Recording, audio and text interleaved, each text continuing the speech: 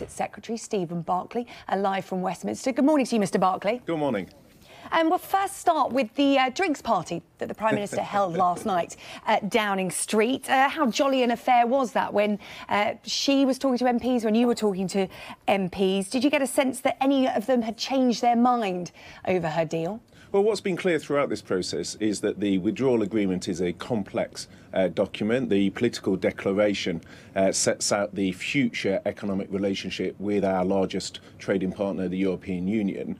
And we've been discussing, the Prime Minister has had, that other ministers have had, with colleagues across all sides of the House, in all parties, listening to those concerns, because voting for this deal is the only way to protect the jobs, to give the certainty that your viewers want for business and for their livelihoods. It's interesting you say discussions and that the Prime Minister is listening. It's quite clear that the Prime Minister is standing firm. She's not changing her mind on this deal. So what I'm asking you is, after this festive period at the drinks party last night, were there MPs who are against this deal before Christmas now saying that they're going to back it?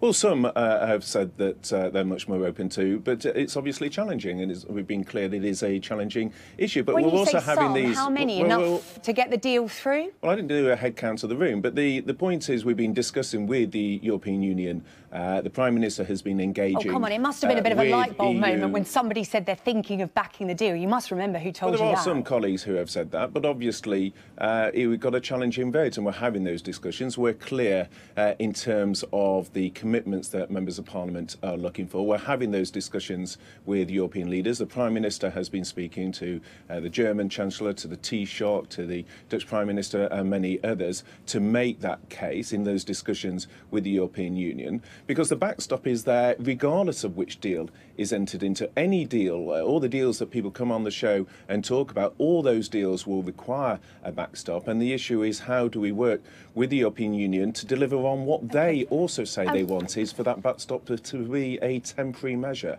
Well, this will be a bit of good news for you this morning. We've just had this in from the Irish Prime Minister, Leo Varadkar. He's saying that he's going to give the UK reassurances over the backstop. He said, we don't want to trap the UK into anything. And we're hearing that Downing Street are pushing for an exchange of letters with EU members about a trade deal for 2021 so that the UK won't need to use this backstop. We would just be out of the transition period. Are you pushing for these letters? What are the kind of reassurances the Prime Minister wants? Well, what your question shows is the reality is that there are safeguards against entering into the backstop. Neither side wants to go into the backstop. We want to have a new trading relationship with the European Union.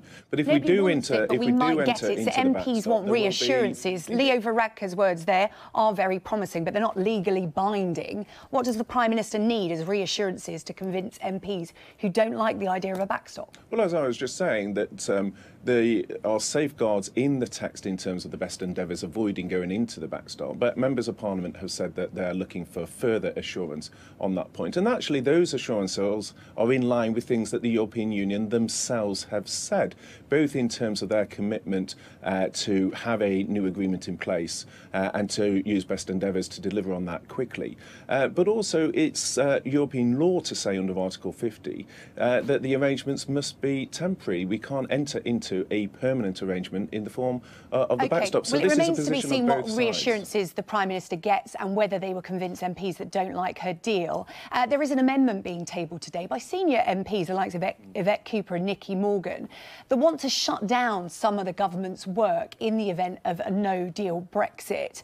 And they're threatening this amendment unless you rule out a no-deal. What are you going to do about that? Because we're being told these financial measures, the ability to raise taxes in the event of a no-deal, to fund any measures created by a no-deal Brexit, you know, they would be catastrophic. What are you going to do about this amendment today? Well, I don't accept that it will be catastrophic and shut down government and the sort of phraseology that you're using. But the reality is it's contradictory for members of Parliament, many of whom are in clear majority in Parliament, voted both to give the people their say on the European referendum, to honour that result. A majority in Parliament voted to trigger Article 50. And once you've triggered Article 50, there are two options. You either have a deal, and the European Union have been clear that the Prime Minister's deal is the only deal that's available after 2 years of negotiation. Let's get back to this amendment today. Are you going to accept it to avoid you defeat next week? Is this what's going to happen? You asked the question. There's two options. You either have the deal on the table with the European Union,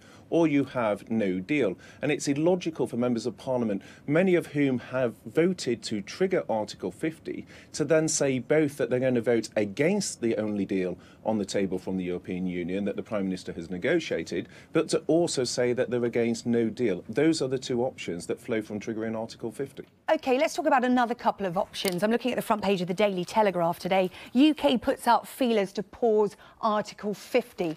Is that an option? Have you put out the feelers? Are you going to extend Article 50? The government policy is clear on this. The Prime Minister has said it on many an occasion, is we are leaving the European Union on the 29th of March. That's a guarantee, is it? Well, we're not looking to extend. And I think the point is, what your question highlights is, again, one of the inconsistencies that comes from a number of MPs when they talk about extending Article 50. The point is that is not a unilateral decision for the UK government. It would require the consent of every one of the 27 member states. And there'd also be practical problems. There'd also be practical problems in doing so, because the European parliamentary elections are at the end of May. And so if you wanted to extend, which isn't our policy, but if someone did want to do that, then you'd run into those parliamentary elections at the end of May. But it's not a unilateral decision for the UK government.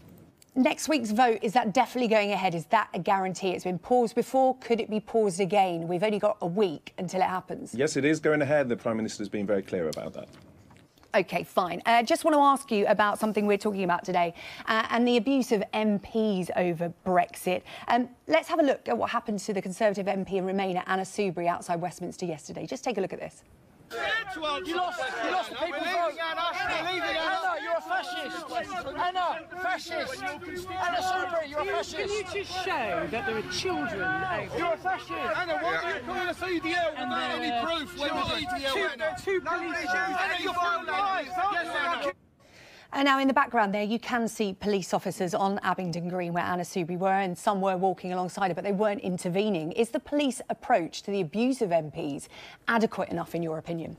Well, I'm sure the police will be reviewing that. I mean, how the police operationally behave is an issue for the police, but it is an issue also that the Speaker takes a very close interest in, as do the Home Secretary and the Prime Minister. So people will be looking at that. Clearly, that sort of behaviour is wrong, and I condemn it. I'm just looking at these images now of Anna Soubry surrounded by a group of men following her down the street, very close to her, shouting abuse in her face. Does that look safe to you? No, it's clearly wrong. It's inappropriate, and I condemn it completely. And it's beholden on all of us. After what has been a very divisive period in her life, it's for members of Parliament to show leadership in the language we use. It's for members of the public to respect the democratic process, and it's for the police operationally to look at whether the law has been broken and to take action where appropriate. And I condemn completely that action. It is important. I mean, I was in the chamber when those incidents happened, answering a urgent question. I look up from the dispatch box at the plaque of Joe Cox. I'm very mindful also